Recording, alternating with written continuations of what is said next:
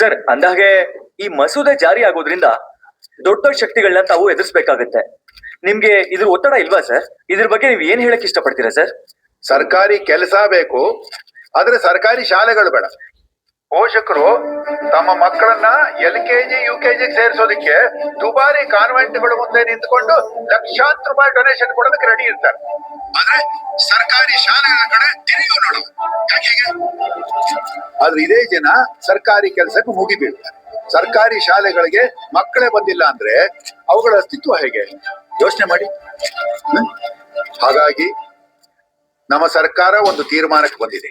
ಎಲ್ಲ ಹಂತದ ಸರ್ಕಾರಿ ನೌಕರರು ತಮ್ಮ ಮಕ್ಕಳನ್ನ ಸರ್ಕಾರಿ ಶಾಲೆಗಳಲ್ಲೇ ಓದಿಸ್ಬೇಕು. ಹಾಗೆ ಸರ್ಕಾರಿ ಕೆಲಸಕ್ಕೆ ಅರ್ಜಿ ಹಾಕೋರು ಕೂಡ ಸರ್ಕಾರಿ ಶಾಲೆಗಳಲ್ಲೇ ಓದಿರ್ಬೇಕು. ಒಟ್ಟಿನಲ್ಲಿ ಸರ್ಕಾರಿ ಶಾಲೆಗಳು ಉಳಿಬೇಕು. ಆ ಮೂಲಕ ಶಿಕ್ಷಣವನ್ನ ವ್ಯಾಪಾರೀಕರಣದಿಂದ ಮುಕ್ತಗೊಳಿಸಬೇಕು. ಇದಕ್ಕೆ ಎಲ್ಲರ ಸಹಕಾರ ಬೇಕು, ವಿಶೇಷವಾಗಿ ನಿಮ್ಮಗಳ ಸಹಕಾರ. ಇದು ಇಡೀ ರಾಜ್ಯವೇ ಹೆಮ್ಮೆ ಪಡುವಂತಹ ವಿಚಾರ. ಸರ್ಕಾರದ ಆದೇಶದಂತೆ ಎಲ್ಲಾ ಸರ್ಕಾರಿ ನೌಕರರು ತಮ್ಮ ಮಕ್ಕಳನ್ನು ಸರ್ಕಾರಿ ಶಾಲೆಗೆ ಸೇರಿಸಲು ಆರಂಭಿಸಿದರು. ಈ ಶಾಲೆ ಓಲ್ಡ್ ಇಂದ ಹಿಡಿದು ಟಾಯ್ಲೆಟ್ ವರೆಗೂ ಎಲ್ಲ ಬದಲಾಗಬೇಕು. ಕಾನ್ವೆಂಟ್ ತರ ಬದಲಾಯಿಸಿ.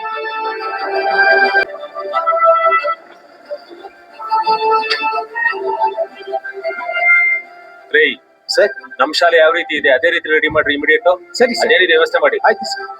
2 ವರ್ಷಗಳ ನಂತರ ಎಲ್ಲಾ ಸರ್ಕಾರಿ ಶಾಲೆಗಳು ಬಡವ ಶ್ರೀಮಂತರೆಂಬ ಭೇದ ಭಾವವಿಲ್ಲದೆ ಸಾಮರಸ್ಯದಿಂದ ತುಂಬಿ ತುಳುಕುತ್ತಿದ್ದವು. ಉತ್ತಮ ಗುಣಮಟ್ಟದ ಶಿಕ್ಷಣ ಎಲ್ಲಾ ಮಕ್ಕಳ ಕೈಗೆಟುಕುವಂತಾಯಿತು.